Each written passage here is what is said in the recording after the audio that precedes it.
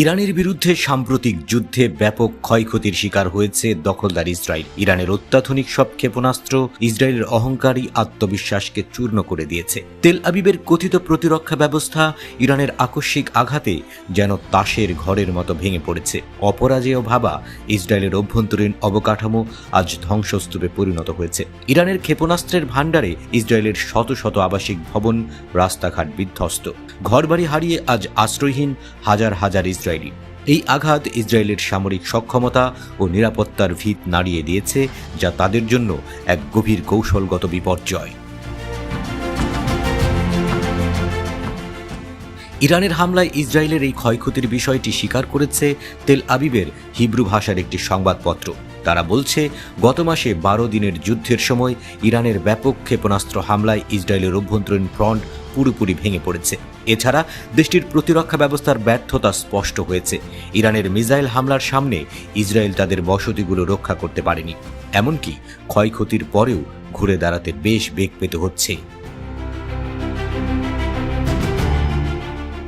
Israel হায়ম নামের সংবাদপত্রটি জানিয়েছে, ইরানের পাল্টা ক্ষেপণাস্ত্র হামলার পর ইসরায়েলের দখল করা বিভিন্ন এলাকায় ক্ষয়ক্ষতি হওয়া লক্ষাধিক আবাসিক ভবন এখনও অবহেলায় পড়ে রয়েছে। কোনো কর্তৃপক্ষই সেগুলোর দায়িত্ব নিচ্ছে না। প্রতিবেদনে বলা হয়েছে, ইসরায়েল আগে থেকেই প্রতিরক্ষায় দুর্বল ছিল। এখন যুদ্ধ পরবর্তী প্রশাসনিক বিশৃঙ্খলা পরিস্থিতিকে আরও খারাপ করে তুলেছে। এর ফলে দখলদার রাষ্ট্র গভীর সংকটের মুখে। 12 দিনের যুদ্ধে বাত ইয়াম শহরে 17টি বড় ভবন, রেহবুট শহরে 13টি এবং রামাতগান শহরে 8টি ভবন ধ্বংস হয়েছে। অনেক গুরুত্বপূর্ণ অবকাঠামোতেও ব্যাপক ক্ষয়ক্ষতি হয়েছে।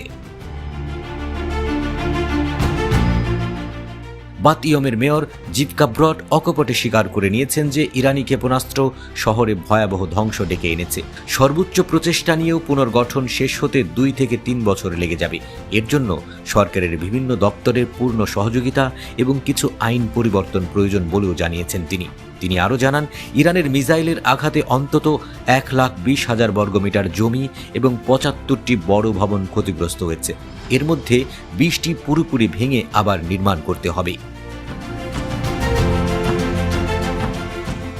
ইসরায়েল হায়ম প্রতিবেদনে আরও জানায়, ইরানের ক্ষেপণাস্ত্র হামলার কারণে 12,000-এর বেশি ইসরায়েলি বসতি স্থাপনকারী তাদের বাড়িঘর ছেড়ে 90টি হোটেলে আশ্রয় নিতে বাধ্য হয়েছে।